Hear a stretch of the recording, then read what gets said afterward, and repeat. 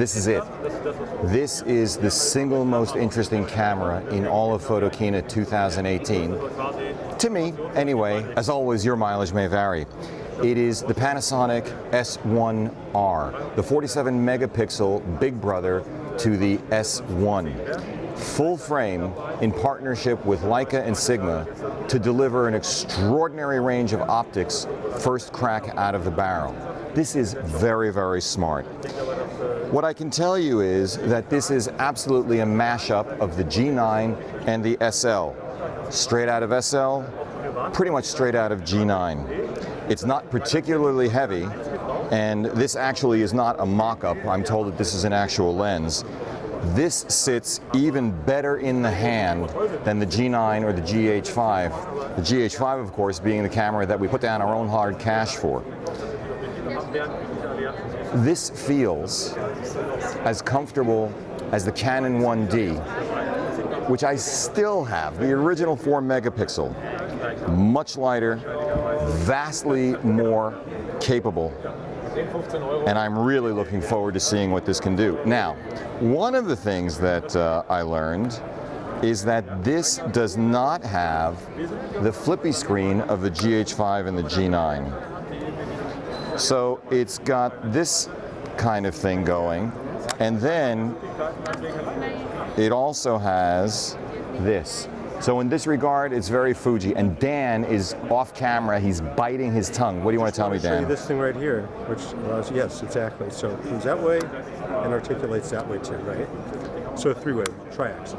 Yes. Exactly. I'm sorry. Didn't I just say that? You did. I wasn't listening carefully. I know, because you were so gobsmacked by the camera and that you're part of the company that's delivering it. This is really, really interesting. Full-size HDMI, as we've come to expect. That's cool. And what's interesting is got an XQD and an SD card slot. Now, me personally, I don't care. But for anyone who's still arguing about one versus the other, they don't have to care either. Take a look at the size of the battery. Dan says I should take a look at the size of the battery. Significantly larger than what we had. So for right now, we're just going to have to imagine what the battery looks like, but what I can tell you is it is dramatically deeper. That's for sure. So that's also fascinating. That's a good move.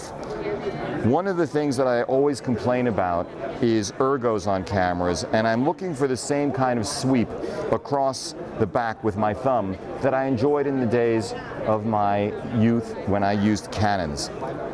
This has recreated it. What's even more interesting to me is when you go and look at the Lumix S presentation cases. They talk about tactile qualities. They talk about design influences. This really talks to me. And look, different kinds of photographers, image makers have different needs and different resonances. But I can tell you that I think you got a little Leica injection in there, and it's wonderful. It's really wonderful. It feels like this has been designed with tremendous forethought for the kind of photography and the kind of photographer that I do and am. Of course, other than the fact that we've lost the flippy screen, which is not a huge deal for me because my eyes are so bad, you know this, that I can't see it from even this far away, so I'm not using it for vlogging. The real question that remains is, how good is the autofocus? Panasonic has said before that they are committed to improving contrast detect autofocus. They, of course, have added DFD, and now they talk about deep learning, first covered in the G9. Is it good enough? That really is the question. Low light performance, everyone's going to ask about that. We don't know yet, but with a full frame sensor, it's got advantages in terms of pixel pitch, especially with the S1 instead of the S1R, that should make it very competitive.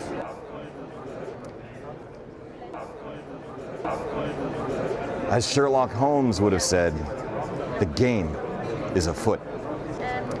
For Three Blind Men and an Elephant, I'm Hugh Brownstone. See you soon.